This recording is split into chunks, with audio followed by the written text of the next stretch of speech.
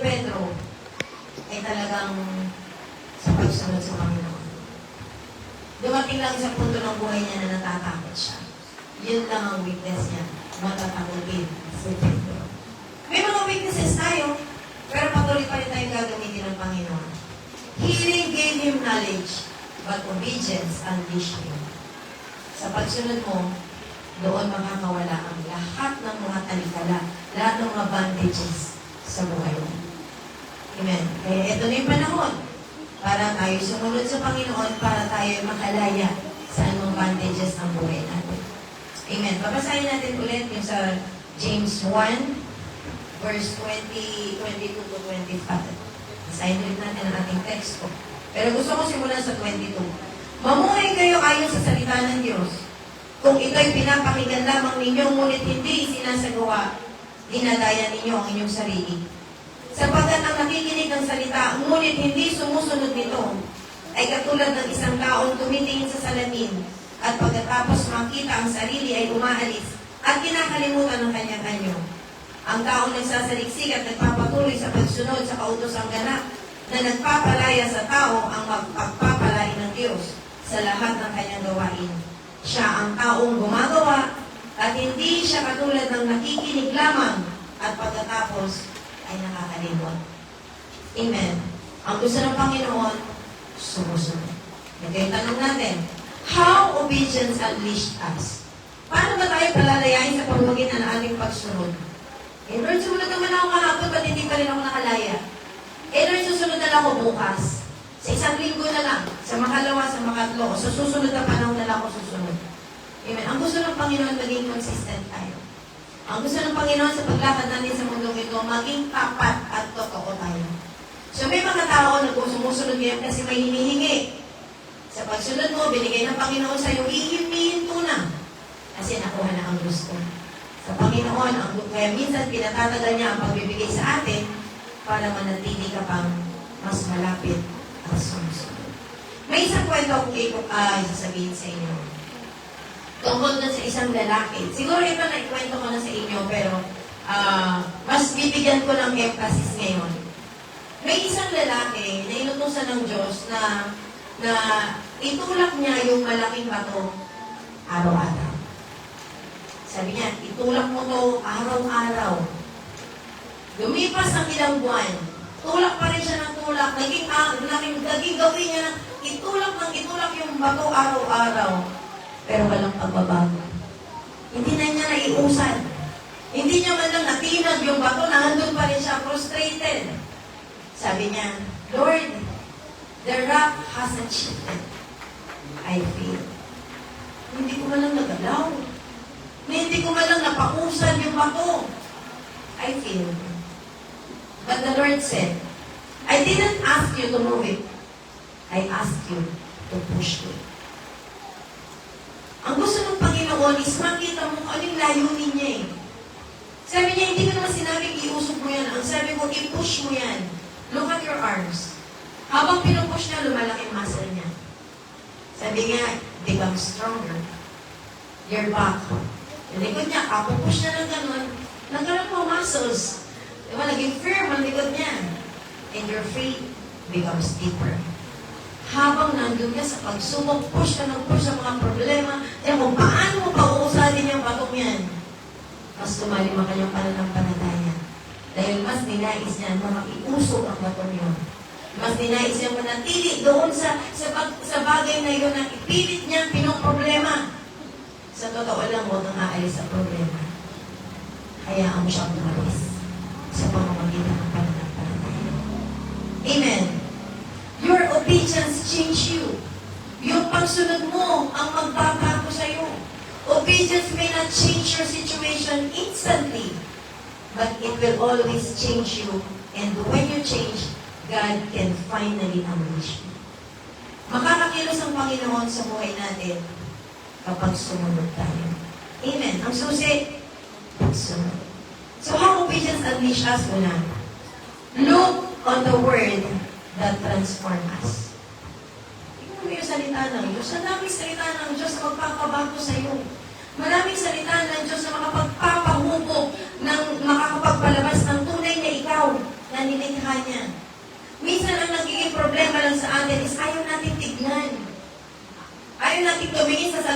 bantayan, ano ba yung mali mo? Dati alam ko na i-preach ko to dati na nagbigay ako ng salamin. Yung ba yung nagbigay ako ng salamin dati ako? Nagbigay ako ng salamin na maliliit na salamin. Sa harmony, maliliit na salamin. Kasi minsan, hindi mo nakikita ang pagbabago pag tinitignan mo lang yung ganda mo. Lagi mong hinahanap, may nabago ba sa kilay ko? May nabago ba sa mukha ko, sa damit ko, sa katawan ko? Minsan yan hinahanap natin pagbabago.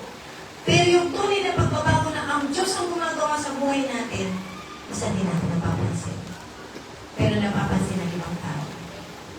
Pero sa pamamagitan nito, sabi nga, tignan mo ang salita ng Diyos na makapagpapabago sa iyo. Minsan ang kailangan lang natin, isaliksikin natin. Sabi nga, mapalad ang mga nagsasaliksik. Anong sabi doon sa verse 25? Ang taong nagsasaliksik at nagpapatuloy sa pagsunod sa kautosang ganap na nagpapalaya sa tao ang pagpapalago ng Diyos. Amen. We must look deeply into the Word. Yung salita ng Diyos ang lagi mo babantayan. Hindi yung mga joke. Hindi yung mga sinasabi ng katabi mo. Minsan, alam na, nagiging problema natin pag nasa church. Mas alam mo kwento ng buhay ng katabi mo. Mas alam mo yung problema ng katabi mo. Kaysa doon sa salita ng Diyos na ibinibigay sa atin. Dapat habang nasa church ka, na alam mo yung salita ng Diyos talaga. Binabantayan mo, Lord, ano ba yung salita mo? Talagang babantayan mo ngayon. Ang gusto ng Lord, bantayan mo ang kanyang salita na kailangan mo palang sumunod. Amen. Yung pagsunod, intentional focus. Dapat intention natin talaga, nakafocus ka, hindi yung, uy, makinig ka naman. Minsan kailangan pang simuhin Uy, makinig ka. Uy, alam mo ito, pakinggan mo yan. Minsan kailangan pang ganunin Pero, kapag ikaw ay talagang Kristiyano, at talagang gusto mong sumunod sa Panginoon, magiging alerto ka sa bawat salita ng Diyos. Sabi nga, intentional focus. God reveals Himself to those who seek with hunger. Kapag talagang gusto mo. Di ba pagkagutom tayo, gusto mo kumain. Yan, talagang kahit na anong yan, kakain at kakain ka, kahit ano kakainin yan. Basta gutom ka, kakainin mo lahat. Ganun din dapat sa salita ng Diyos. Kahit masakit yan, kahit sabi mo na talagang dumudurog sa puso mo, dumudurog sa pagkatao mo, pag yan ay salita ng Diyos, magtutubig sa yan. Hindi ka kailangan masaktan, sabi mo lang, Lord, thank you. Minsan kasi may mga salita ng Diyos na talagang masakit. Aray? Amen. May mga kapatiran dati, sabi nga, aray po, ang sakit no. Amen. Pero yung masakit na yun, hindi galing sa akin. Galing sa Panginoon. Kasi ang nais ng Panginoon, huwag kang matulad sa mga Israelita na napariwara, na nagkalat dahil sa persecution. Hindi nila natanggap yung mga sinasabi sa kanila ng tao kasi hindi sila mature. Ang taong nasasaktan, hindi pa matured. Pero ang taong matured, patuloy na lumalaban. Patuloy na nananatili sa salita ng Panginoon. Pinaglalaban ang salita ng Diyos. Focus. Sabi, focused attention leads to deeper understanding. Tingnan mo kapag nakikinig ka ng Word of God. Pag habang nakikinig ka, parang naiintindihan mo yung naisipan sa iyo ng Panginoon. Lord, akin ba ito? Bakit sa akin nakatingin si Pastora? Para sa akin ba ito? Amen. Diba pagka natingin sa iyo na natin, Pastora, nakatingin sa ako yata yun. Ako yata yung pinatatamaan. Amen. So, hindi ibig sabihin na natinignan kita para sa iyo yun. Ngayon, kung para sa iyo, tanggapin mo. Dahil ang salita ng Panginoon is in general, sa mga Israelita, sa mga Yentil. Sa lahat niyan, kahit si Pablo, problema niya yan sa Roma. Lahat ng tao, lahat ng mga pinuno, lahat ng mga namumuno, lahat na nagdi-disciple, ang problema nila, nakakapagturo, madaling makapagturo ng salita ng Diyos, madaling spread ang Word of God. Ang problema, mahirap mag-disciple. Mahirap pasundin ang mga tao. So, kailangan nakafocus. Kailangan ng bawat isa nakafocus yung attention nila para mas lalo nilang maintindihan ang salita ng Diyos. So, dito sa kalagitnaan natin, siguro dapat focus tayo para maintindihan natin ang salita ng Diyos. Sabi nga, pangalawang, continual meditation. Kailangan lagi kang nagme-meditate. Kailangan ang salita ng Diyos. Sabi nga, dili-diliin mo ang salita ng Diyos araw at gabi. Repetition builds spiritual spiritual strength, yung ulit-ulit mong ginagawa. Every morning, nagbabasa ka ng Word of God. Every morning, nagpe-pray ka. Every morning nagpe-praise and worship ka. Magiging routine mo na yun. Talagang makikita mo na, ay, Lord, araw-araw na pala nagagawa ko yun para sa iyo. Pag naging routine mo na siya. Kasi doon lalakas ang pananampalataya mo, doon titibay yung paniniwala mo sa Panginoon. Yung spiritual mo, mas lalakas. Ano mga battle, ano mga trials ang dumating sa'yo, meron kang salita ng Diyos na uubutin. Meron kang salita ng Diyos na talaga sa sa'yo, ay, narinig ko yan eh. Hindi ako iiwan ako ng Panginoon. Amen. So, kailangan ng continual meditation, yung salita ng Panginoon. Daily exposure shapes mindset and lifestyle. Yung lagi mong sinasalita ang salita ng Diyos, ang lagi kang nagpupuri sa Panginoon, ang lagi mo siyang tinatawag, ang lagi mo siyang pinasasalamatan, ang lagi mo siyang inaanyayahan sa buhay mo. Mas lalong magkakaroon ng shape yung buhay mo. Sa totoo lang, ang tao kaya hindi nahuhulma ang buhay kasi hinuhulma niya ng sarili niya. Sa sarili niyang paraan, sarili niyang lakas, sarili niyang galing, sarili niyang talento, sarili niyang karunungan. Pag nandun ka sa sarili mo, hindi mo mahuhubog ang sarili mo, siguradong gigiltain ka ng kaaway. Hindi ka makakatayo ng matagal, siguradong pababagsakin ka ng kaaway. Pero kapag ibinigay mo ito sa Panginoon, daily exposure to the Word of God, in worshiping Him, in praising Him, talagang mababago ang lahat sa buhay. Yung lifestyle mo, yung mindset mo, magiging positibo ka na, hindi ka na magiging negative. We must trust the Word completely. So, kailangan, pag nagtiwala ka sa salita ng Diyos, buo. Huwag yung unti-unti lang sinabi ng Panginoon tawag dito. Kasi sabi ng Panginoon doon sa, hindi kita iiwan, ipababayaan man. May unahan yun eh. Huwag kayong magbukas sa lapi. Minsan, tinukuha na lang, Lord, hindi mo magbukas sa lapi. Hindi mo naman kami iiwan, ipababayaan man.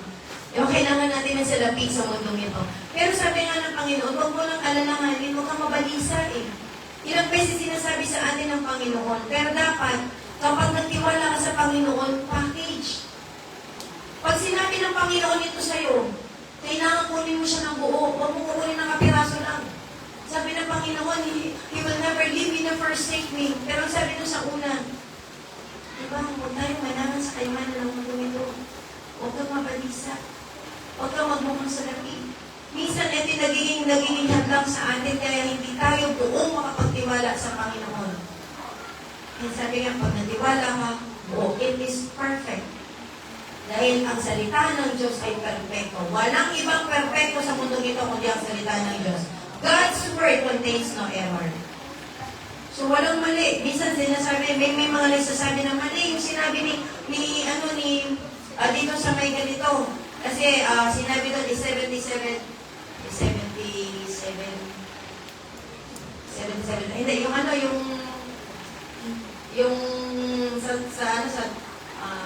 sa Sinedrin, sabi niya 77 daw, 72 times, 72, pero ang nandun lang is 70. So, kulang daw. Diba? Parang may kulang. Tapos, yung mga estimation, nasa 3,000, pero punta sa ibang libro, nasa 5,000. Punta ko sa ibang libro, may 5,000, sa iba naman nagsulat, merong 12,000. So, bakit gano'n yung ano? Kasi dati estimation lang. Puro estimation lang sila, wala silang bilang, wala silang countdown. Wala kasi bilang ka, 1, 2, 3, 4, walang gano'n. Diba? Pagka ganito, siyempre, ang magaling, sino ba magaling sa mathematics yan? Magtiwala ka kay Mateo. Dahil si Mateo ay ano? Tax collector. Magaling sa mathematics yan. Pag yan ang nagsabi, maniwala ka, tama yung bilang niya. Pero pag nagsabi niyan, sila Luke, ano ba si Luke? Physician. Tingnan si Luke. Tingnan natin si Paul. Ano ba si Paul? Tent maker. So, ibig sabihin, yung mga sukat-sukat, yung mga bilang, mga sa mathematics, ang nakakaalam is si Mateo. So, kapag ganun, pagkatungkol naman sa kagalingan, ang titignan mo naman dyan kay Luke. Yun yung mga himala ng Panginoon. Sige, tsaka natin pag-uusapan yung mga yan. Dahil ang salita ng Diyos, perfecto, wala yung kero. Magkaroon man sila ng iba-iba ng kwento. Kasi ang kwento niyan, si Luke, nakafocus siya doon sa kagalingan.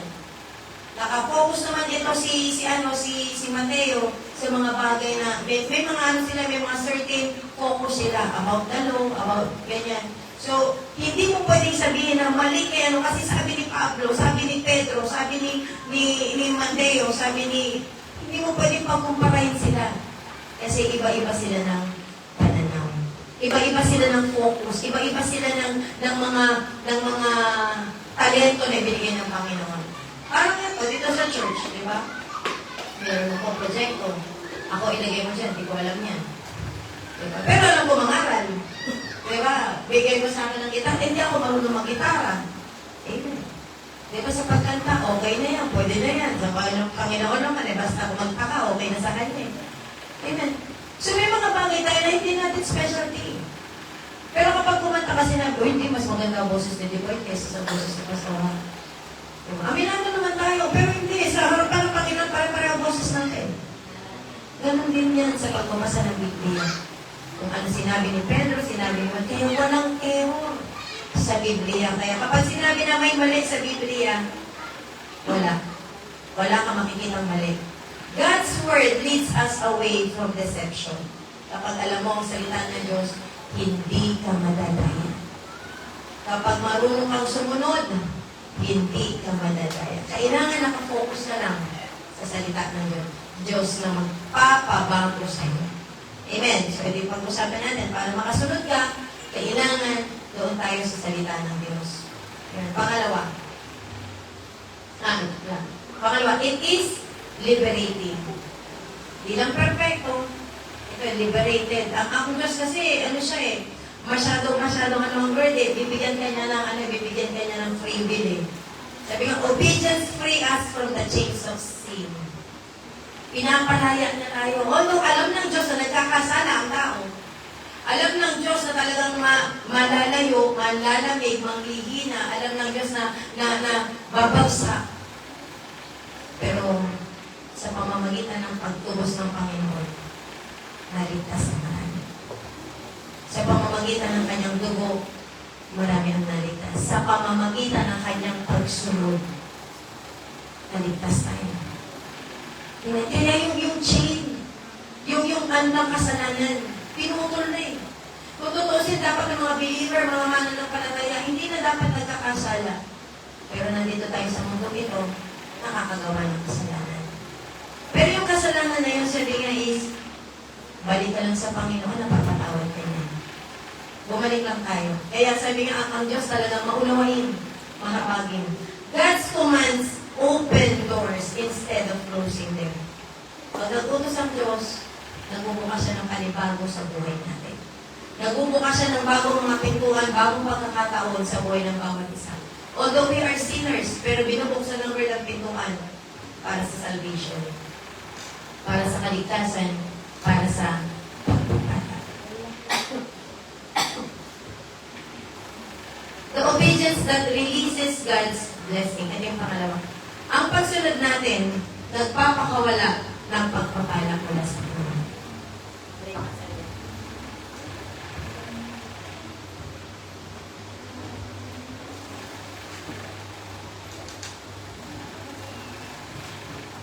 Ayan. Sabi nga, the obedience that releases God's blessing. Yung pagsunod na nagpapakawala ng pagpapala ng Diyos. Sabi nga, kung ikaw ay susunod at tataliman, pasasaganain ko ang ani ng iyong lupain. Sabi nga, hindi nakakalimutan ng Diyos yun. Ano sabi niya rito sa verse 25? Sabi nga, ang tao nagsasaliksik at nagpapatuloy sa pagsunod sa kautosang ganap na nagpapalaya sa tao ang pagpapalain ng Diyos. Ang pagpapalain ng Diyos, hindi niya nakakalimutan. Ang sabi rito ang pagpapalaya, sa lahat ng kanyang gagawin, siya ang taong gumagawa at hindi siya katulad ng nakikinig lamang at pagkatapos ay nakakalimutan. Ang gusto ng Lord, yung tuloy-tuloy, hindi na makakalimutin. Amen. Doers move from knowledge to action. So, hindi mo lang basta narinig ang salita ng Diyos. Hindi lang basta itinuro sa iyo ang salita ng Diyos. Hindi lang basta ito, ipinreach, ipinangaral ang salita ng Diyos. Huwag natin sayangin. Kaya ito ang gusto ng Panginoon, malapit na siyang dumating. Ang nais ng Panginoon, ang bawat isa ay makapaglingkod, ang bawat isa ay makasunod, ang bawat isa ay makagawa. We are all doers. We are not just listeners. Hindi lang basta tayo nakikinig ng salita ng Diyos, baguhin na natin. Na every Sunday, uy, napakinggan ko, uy, nalaman ko, sabihin naman natin, uy, gusto ko sumunod. Gusto kong gawin yun. Gusto ko i-challenge yung sarili ko na magawa ko yun. Action proves faith is alive. Pag ginawa mo yun, isinapamuhay mo yun, nilakaran mo yun, patunay lang na ang pananampalataya mo ay buhay at hindi patay. Kasi faith without work is dead. Patay kapag hindi mo ito ginawa. Ano mang salita ng Diyos na narinig mo ngayon at hindi mo nilakaran, kinakato ka ng banal na Espiritu at sinasabi sa iyo, sumunod ka na, gawin mo na mga bagay na iyan, magbago ka na. Pag hindi mo pa rin sinunod, your faith is dead. Amen. Patay. Information becomes transformation only through obedience. Masasabi mo lang na yung natutunan mo ay nagpabago ng buhay mo kapag ito ay sinunod mo lang. Makakapagpabago ng buhay mo. Ang bawat nalaman mo, natutunan mo kung ito ay iyong gagawin. Huwag natin kalimutan ang bawat salita ng Diyos. Sa mga oras na ito, maraming salita ang Diyos na pinapagawa sa atin. Sumunod lang. Kung titignan natin sa Isaac. Si Abraham kay Isaac. Alam natin yung kwento ni Abraham. Ang tagal niyang inintay si Isaac. Pero nung ibinigay si Isaac, ano ang sabi ng Panginoon? Diba, ilang taon si Isaac noon, sinama niya paakyat ng bundok. At pinadala pa niya ng mga kahoy na panggatong. At sabi, sino bang ihahain natin? Bakit wala tayong ihahain? Meron tayong anak, sabi niya gano'n. Merong ihahain. Hanggang sa umakyat doon, nasa ng ating ihahain? Kung sinabi niya, ikaw humiga ka dyan. Sumunod lang yung anak. Sinabi ng tatay, humiga ka dyan, inihiga yung anak at sasaksakin na hindi. Di ba? Pag ang bata sasakyan, iiyak na yun. Pero si Isaac, nung time na yun, hindi siya umiyak. Malaya siya, binigyan kanya sarili. Dahil nandun ang kanyang pagtitiwala. Nandun ang kanyang pananampalataya. At si Abraham, talagang nung sinabi ng Panginoon na ihandog niya ang kanyang anak, sasaksakin na. Pero may lumabas na anghel, anong sabi? Huwag mo saktan ang iyong anak. At andoon yung tupa na iyahandog mo. Amen. So, minsan sinusubukan ng Diyos ang ating pananampalataya sa panahon na mahirap sundin. Sa panahon na magtatalo ang iyong kalooban sa iyong naisin at sa naisin ng Panginoon. Minsan dito tayo sinusubukan ng Panginoon yung gusto mong bumait pero di mo magawa. Gusto mong maglingkod pero di mo magawa. Kasi naaabala tayo sa mga bagay na pangmundo. Naaabala tayo sa mga bagay na nakakagiliwan natin. Na mas masarap dito, mas gusto ko doon, mas enjoy ako dito. Minsan yun ang nagiging dahilan kaya nalalayo tayo sa Panginoon. At nagiging patay ang ating pananampalataya. Faith without action becomes spiritually paralyzed. Nagkakaroon ng spiritual paralysis. Amen. Parang hindi na gumagalaw. Pag hindi na gumagalaw, ano ba hindi gumagalaw? Patay. Amen. Kaya kung ang pananampalataya mo, hindi mo lalakaran, hindi mo gagawin, mamamatay yan. Kailangan nating lakaran ang ating pananampalataya. Obedience position us for God's favor. Nilalagay tayo Mentras na sumusunod ka sa iyong pakikinig, sa iyong pamumuhay, sa iyong paglakad, sa iyong pakikinig, sa iyong pagsasagawa, sa iyong pagsunod. Nilalagay ka na ng Lord sa mga pagpapalang inilalaan niya. Minsan din natin makuha yung pagpapala kasi nandun pa rin yung ating pagsuway. God blesses those who apply His Word. Lahat ng sumusunod, ina-apply ang salita ng Diyos sa bawat salita ng Panginoon, ina-apply mo sa buhay mo, pagpapalain ka. So, kailangan lang yung salita ng Diyos ang i-apply mo sa buhay mo. Huwag yung salita ng tao. Yung salita ng tao na binanggit ang salita ng Diyos, i-apply mo. Ginamit ng Panginoon yan. Pero kung ito naman ay makakasira ng buhay mo, makakasira ng relasyon mo sa Panginoon, huwag mo sundin. Alam naman natin, discern every spirit. Alam natin kung anong sa Panginoon. Obedience invites supernatural intervention. Kapag sumusunod ka, lahat ng ipanalangin mo nangyayari. Kapag sumusunod ka, lahat ng hingin mo ibinibigay ng Panginoon. Kapag sumusunod ka, baka akala natin, isang sunod lang natin, okay na sa Lord. Alam naman ng Diyos yung pagsunod na totoo at pagsunod na fake. Kaya dapat sa pagsunod natin, maging totoo tayo. To invite a supernatural intervention. Ang Diyos ang mamamagitan, ang Diyos ang patuloy na kikilos sa buhay natin. Amen. Doers persevere even when it's hard. Sabi nga, kahit ang hirap. Nung papunta nga ng Bulinaw, sabi namin, si Saul, ako yung natatakot kay Saul kasi nga, yung driver namin talagang walang pag-vlog doon. Sabi ko, uy, ano ba nangyayari sa inyo at kumakalabog yung sasakyan? Kasi nga, medyo antok na rin sila dahil gabi na rin. Pero pagka bumabagsak ng gano'n, sabi ko nga kay video, nakalimutan mo yata ang buntis ang asawa mo. Tapos si Ari, kaya pa ba? Kaya pa ba? Kasi nga medyo nagpapabilis na si Ari at yung alam ko si Sol hindi na mapakali doon sa likuran. Pero kapag ang Diyos ang kasama mo, all things work together for good.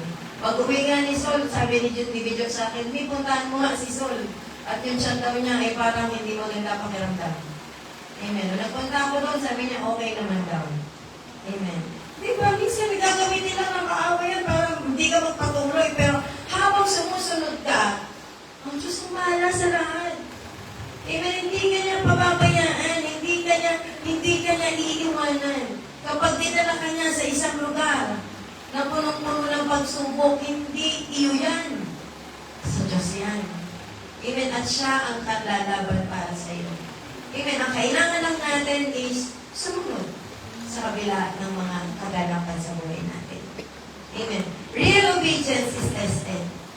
Sinusubok yan, yung totoong pananampalataya. Yung totoong pagsunod, sinusubukan yan talaga. Kailangan na nasusubukan. Yung pagsunod ba na totoo? Yung pagsunod na walang pagkukunwari. Faith grows strongest under pressure. Yung pananampalataya natin, alam niyo, mas lumalalim kapag maraming pagsubok. Amen. Kaya yung pananampalataya, yung pagsunod natin, sinusubukan yan. Yung pag sa kabila na may pera ka, may pera ka, susunod ka, o yung wala kang pera, susunod ka. Amen. Minsan, ito yung mahirap eh. Gusto mo sumunod, pero wala kang laman ng bulsa mo. Amen. Ako nga, sabi ko nga nung papuntang Iloilo naman. Papunta pa lang Iloilo noon, ang problema na ako eh. Sabi ko, Lord, pupunta kami ng Iloilo kasi kailangan na namin maayos yung papel ng church. Dahil kami, delinquent. Amen. Pero sabi ko, Lord, anong gagawin? May nakausap ako, sabi sa akin, tinumusta ako. How are you, Pastora? Sabi ko, mabuti naman. Ito nga, sabi niya, ikaw musang ministry. O yun nga, pupunta kami ng Iloilo, ganito, ganyan. Siyempre, kwento na eh, namumusta ka na eh. Sabi ko, pupunta kami ng Iloilo, ganito, ganyan. Tapos sabi niya, nagpe-pray nga ako na magkaroon ng supporter. Magkano ba yung plane ticket? Mga 5,000 lang naman. Sagot ko na yan. Amen. May mga ganun ba? Tapos pagdating naman ng Cotabato. Amen. Sabi pupunta ulit ako ng Cotabato. Pagpunta ng Cotabato, ang sabi naman niya, okay, sabi niya ganun. Sagot ko na yan. Amen. So may mga sumasagot at hindi ka naman pinabayaan ng Lord. Habang nasa biyahe ka, lumilipad yung mga pera. Di ba alam mo sa totoo lang? Ang pera, sabi nga, di ba, paparatingin mo. Sabi ko, Lord, pupunta ako doon sa Iloilo, unang Iloilo. Magkano lang ang pera ko? Pero nagwalan ako. Yung anak ko nagpadala, nagbigay si Nickney, nagpadala yung anak ko talaga. nagliliparan yung mga Gcash. Wow, sabi ko gano'n, kahit malayo ka, lumilipad. Amen. Pagdating sa Cotabato, amen, talaga nagliliparan din. Alam mo, sa totoo lang ang Gcash, ang laking tulong. Talaga lumilipad siya kahit nasaan kang lugar. Kasi gano'n magpala ang Panginoon. Kapag dinala ka ng Lord sa isang misyon, siya ang bahala. Yung pagpunta ng Bulinaw, kung tutuusin nyo, dapat yung church mission nun, pero salamat sa Lord, sa mga talagang mga naging kaisa,